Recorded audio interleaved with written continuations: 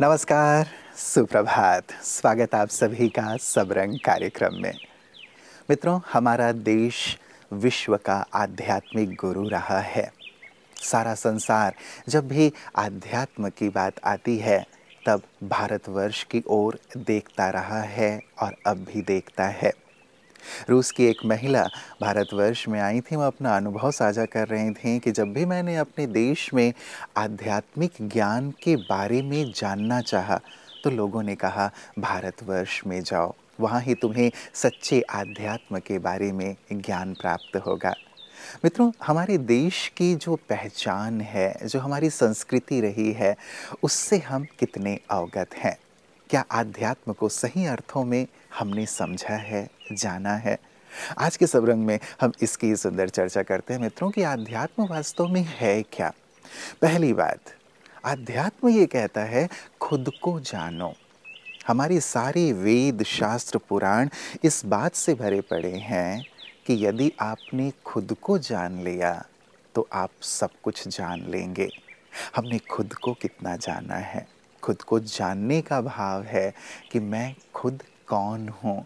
जब इस बात को हम पूरी स्पष्टता से समझ लेते हैं तो सचमुच जीवन प्रकाशित हो जाता है। तो मित्रों, अध्यात्म को सचमुच सही अर्थों में जानना जीवन को श्रेष्ठता की ओर ले चलने का मार्ग है।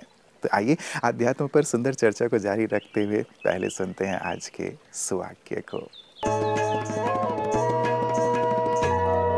जीवन के अंदर हमें नई राहों का निर्माण करना है शिखर तक पहुंचने के लिए, और उसके लिए सबसे ज्यादा महत्वपूर्ण है कि हम आगे बढ़ते जाएं, गिरे नहीं, और हर व्यक्ति से, हमारे चारों ओर के वातावरण से हम सीखते चले जाएं।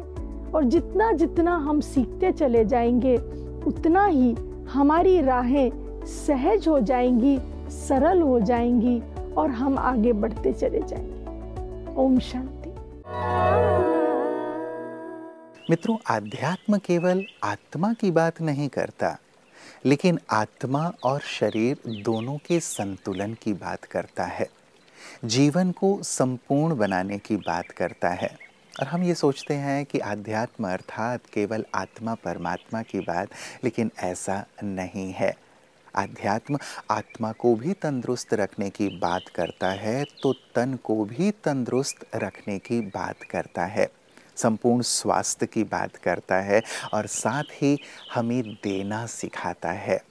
एक सुंदर सा भाव हमारे अंदर जागृत करता है आध्यात्म, जियो और जीने दो, जो हमारी संस्कृति रही है। और मित्रों, आज वर्ल्ड ब्लड डोनर डे है, जिसमें हम ब्लड देने की बात करते हैं। सारे संसार में आज रक्त की महत्ता, रक्तदान की महत्ता को उजागर किया जाता है और ये बहुत बहुत ज़रूरी है मित्रों, क्योंकि ना जाने किसे हमारे रक्त की आवश्यकता हो और उसका जीवन बच जाए। तो आज का ये दिन इस जागरूकता के लिए है और साथ ही खुले दिल से रक्तदान करने का भी है, ताकि हम जियो और जीने दो की सुंदर संस्कृति को अपने अंदर पाल पाएं और इसे आगे भी प्रेषित कर पाएं। ओम शांति फ्रेंड्स। दोस्तों, हर वर्ष 14 जून को सारे विश्व में ब्लड डोनर्स डे मनाया जाता है, क्योंकि आप जानते हैं कि रक्त सिर्फ मनुष्य के शरीर से ही मिलता है। कोई फैक्ट्री में ब्लड को नहीं बनाया जा सकता है। और ब्लड एक ऐसी चीज़ है जो जान बचाने के लिए, स्पेशली भारत में, एक तो जो मदर्स हैं, या तो उनकी प्रेगनेंसी होती है या ड्यूरिंग डिलीवरी, या वैसे भी भारत में मेल नरिशमेंट बहुत है, मेल न्यूट्रिशन है, एनीमिया है, मलेरिया है, ऐसी कई बीमारियां हैं, एक्सीडेंट्स होते हैं जहाँ ब्लड की बहुत आवश्यकता पड़ती है। जो बड़ी सर्जरीज होती हैं, जैसे कि हार्ट सर्जरी है या और कोई ट्रॉमा सर्जरीज होती हैं जहाँ पर बहुत ब्लड का लॉस होता है, कॉम्प्लेक्स सर्जरीज होती हैं, वहाँ ब्लड दिए बगैर पेशेंट को बचाया नहीं जा सकता है। तो लगभग अगर अमेरिका में देखें तो लगभग हर 2 सेकंड में 1 यूनिट ब्लड की आवश्यकता पड़ती है, और लगभग रोज़ 38,000 यूनिट ब्लड डेली की रिक्वायरमेंट होती है। तो दोस्तों ये जो ब्लड है, इसके लिए आज इस वर्ष 14 जून के लिए जो इस साल थीम रखा गया है वो है give blood give hope together we saves life. हमें ब्लड देना है, हमें लाइफ्स को बचाना है और एक होप पैदा करनी है।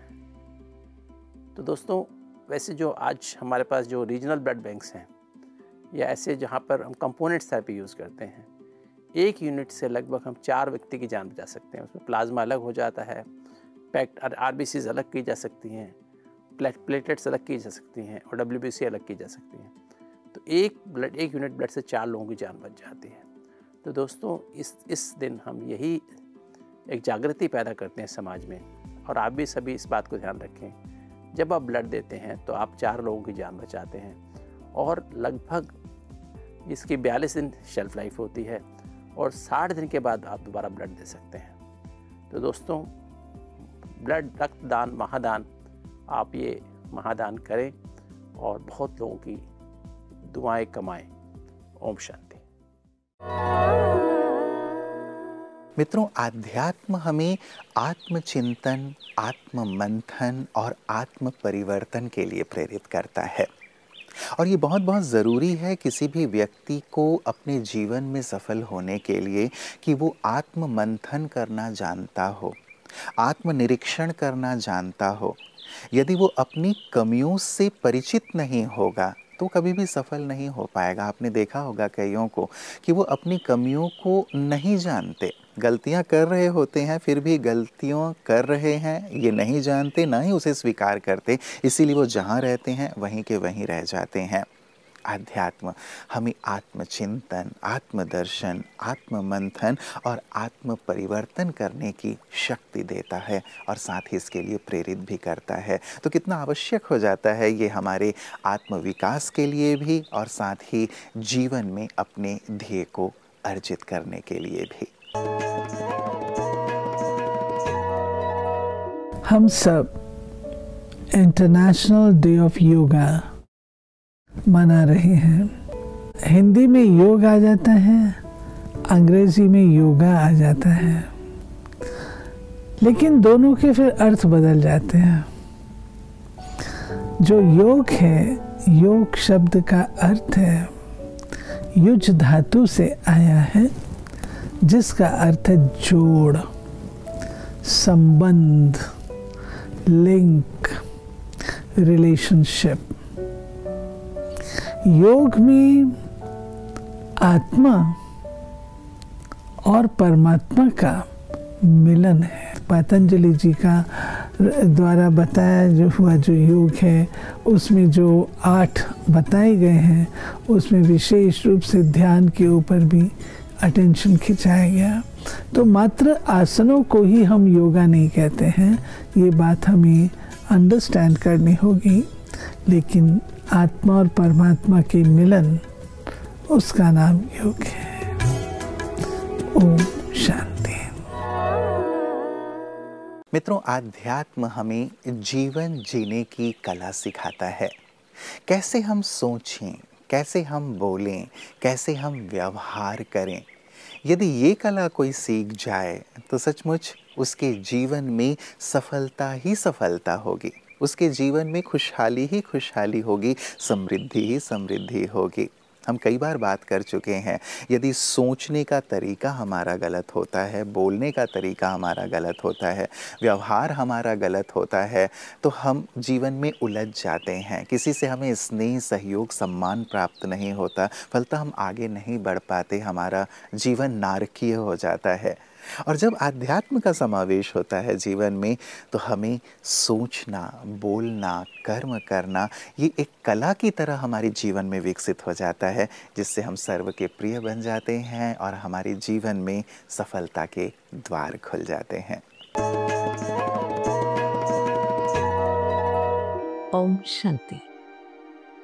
श्रीमद् भगवत गीता दैवत्व की ओर, परमात्मा की ओर ले जाते हुए मनुष्य आत्मा को किसको याद करने से कैसा फल मिलता है, इसके बारे में हमें बहुत गहराई से समझाते हैं। शायद हमारा ध्यान उस पर जाता नहीं है, थोड़ा सा हम आज प्रयास करेंगे। अंतवत्तु फलम तेषाम तद्भवति अल्पमेधसाम देवान देवये जो यान्ति मद्भक्ता यान्ति मामपि। ऐसा एक श्लोक पाते हैं हम। इसका अर्थ होता है मनुष्य जैसा कर्म करता है वैसा फल पाता है, अर्थात अल्प बुद्धि से करने वाला कर्म का फल भी अल्पकाल का, तात्कालिक ही माना जाता है। और जो देवताओं को याद करते हैं, माना शरीरधारियों को याद करते हैं, तो उन्हीं के पास चले जाते हैं और कर्म संबंध में आ जाते हैं, हिसाब किताब बन जाता है। जो हिसाब किताब से परे है परमात्मा, उनको याद करने से हमारे पुराने हिसाब किताब भी खत्म हो जाते हैं और हमारे अच्छे कर्म का फल जमा होता जाता है। क्योंकि कर्म फल ही जीवन जीने के लिए प्रेरित भी करता है और कर्म फल ही हमें खींचता भी है अपनी ओर। इसलिए भगवान कहता है कि अल्प बुद्धि से कर्म नहीं करो। जो दुनिया का मालिक है, जो विशाल बुद्धि वाला है, सागर है, उसको याद करके कर्म करेंगे तो अपने आप कर्म भी श्रेष्ठ और फल भी श्रेष्ठ हो जाएगा। मित्रों, महात्मा बुद्ध महानिर्वाण की तैयारी में थे, बिल्कुल अंतिम श्वासें ले रहे थे, लेकिन मग्न थे, आनंदित थे। उनका पट्ट शिष्य आनंद उनके समीप बैठा था। उसने एक प्रश्न किया कि भंते, आपके जाने के पश्चात समाज को, संसार को कौन प्रकाशित करेगा? आप तो आध्यात्म के सूर्य हैं, आपसे प्रकाशित हो रहा है सारा समाज, संसार। जब आप चले जाएंगे तो ये प्रकाश भी आपके साथ चला जाएगा। कैसे, कौन समाज और संसार को प्रकाशित करेगा? तब बुद्ध जी ने कहा कि आनंद अपदीपो भव, अर्थात तुम स्वयं को प्रकाशित कर लो। तुम में से हर एक स्वयं को प्रकाशित कर लो। जब तुम प्रकाशित हो जाओगे तो तुम्हारा प्रकाश समाज को प्रकाशित करेगा। तुम बाहर प्रकाश मत देखो, बाहर से प्रेरणा की चाह मत रखो, बाहर से ज्ञान की चाह मत रखो। यदि तुम स्वयं प्रकाशित हो जाओगे तो ज्ञान, शांति, सुख, आनंद, हर एक प्रश्न का समाधान अंदर से निकल कर के आएगा और तुम्हारा प्रकाश न केवल तुम्हें प्रकाशित करेगा लेकिन समूचे समाज और संसार को प्रकाशित करेगा। यही आध्यात्म है मित्रों। और इसी आध्यात्म की जो हमारी भारतीय संस्कृति है, जो हमारे देश की पहचान है, उसे आज अपने जीवन में लाने की आवश्यकता है ताकि पुनः हम अपने देश को विश्व गुरु बना सकें आध्यात्म के क्षेत्र में। नमस्कार, ओम शांति। जीवन के सब रंग